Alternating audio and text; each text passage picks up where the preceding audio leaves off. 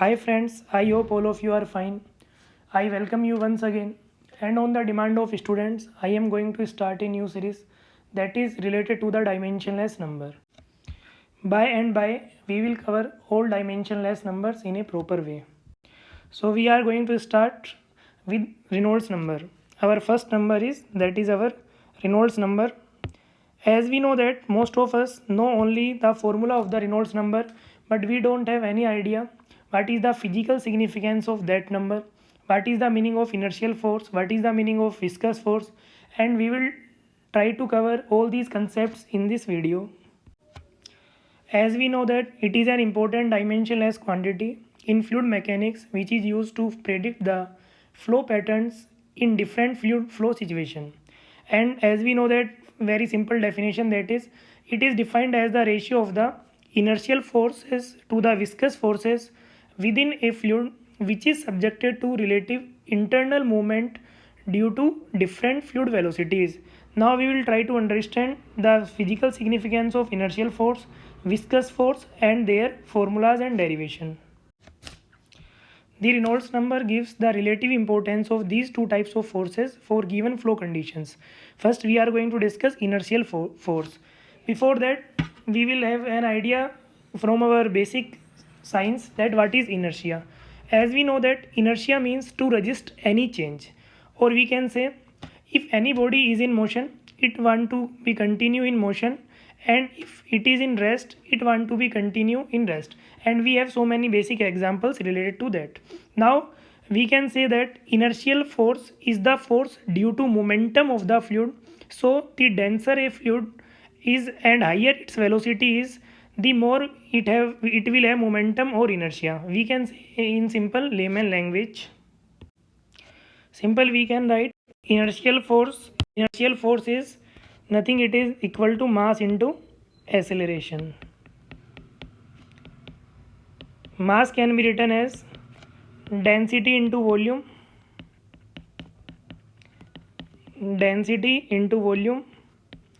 and we know that acceleration is defined as the rate of change of velocity. So simple we can write for any arbitrary shape, or simple for flow through a plate, density simple rho, volume L cube, and acceleration is velocity by time. So simple we can write inertial force is equal to mass into acceleration, and mass is equal to density into volume into acceleration, density into volume, area into height, and acceleration is the rate of change of velocity. And one more thing is to remember, that is that L is the characteristic length or dimension, or simple characteristic linear dimension. Remember this point. In this slide we will discuss viscous force. First we will try to understand the definition of the viscous force, and then with the help of this diagram we will explain it. Simple, the viscous force is the force between a body and a fluid moving past it in a direction so as to oppose the flow of the fluid past the object, or we can say that it is the force between two adjacent particles, streams, bodies, whatever of fluid are traveling at different velocities. It is simple, or we can say this force opposes the relative motion between two different layers of different velocity. As we know that suppose we have different layers, this is layer 1, this is layer 2, this is layer 3, this is layer 4, this is layer 5. We have different layer. It is the bottom layer and it is the upper layer. As we know that at this point, with the help of the concept of the no slip condition, the velocity is 0, and as we move further away from this one, the velocity will increase. We are going to consider two layers, layer 1 and layer 2. We assume that the layer 1 has velocity u plus du and layer 2 has velocity u, assuming it has a area a. As we know that, as suppose there is any point at this layer, at first layer, as it will move forward, then automatically this will go in this direction, but the just adjacent layer, or we can say the layer below to that one, that will go in opposite direction, or we can say that the force will act in the opposite direction. This opposite force is known as viscous force between these two layers. I hope it is clear to each and everyone. And we know that according to the Newton's law, the viscous force acting between the two layers of a liquid flowing is directly proportional to the this area of contact of layers and velocity gradient. Actually, gradient is that when anything that is going to change with respect to the distance. Simple, we can write F is directly proportional to A into du by dy. A is the area of contact and du by dy is the velocity gradient, and we know that F is equal to mu into A into du by dy, and most of you marked up that tau is equal to mu into du by dy. You will get that concept from this one. So this is our expression for viscous force. Now we can write the expression for viscous force in next slide. Then simple, we can write viscous force is equal to dynamic viscosity into velocity gradient, that is velocity by distance into area. Simple, we can write mu into, we assume just v, velocity v into L, because we took v in the inertial force expression also, and it is L square, that is area. Now we can put all these value in our expression, that Reynolds number is equal to, as we know that Reynolds number is equal to inertial force by viscous force.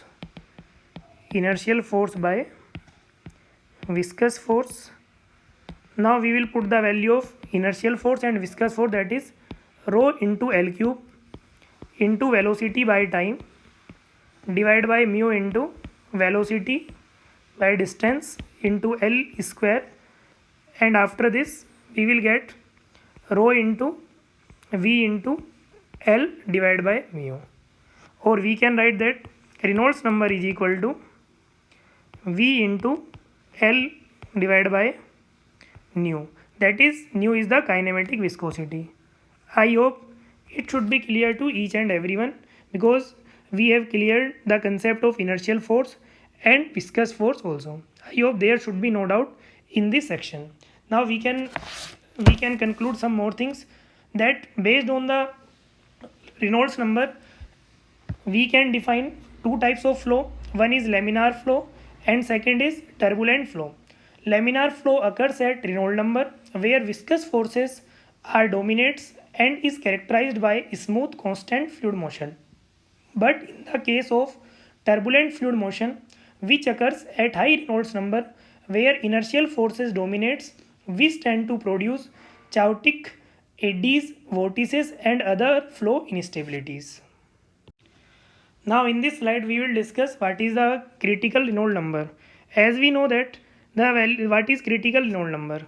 The Reynolds number at which the flow becomes turbulent is called the critical Reynolds number. Critical Reynolds number, and we have two cases, first for flat plate and second for smooth pipe. As we have derived, that is for flat plate. If we will replace the value of L with the help of diameter, that value of Reynolds number can be used for simple smooth pipe. For flat plate, the value of critical Reynolds number is 5 into 10 is to power 5. In similar way, the value of critical Reynolds number for smooth pipe is, for laminar flow, the value of Reynolds number should be less than 2000.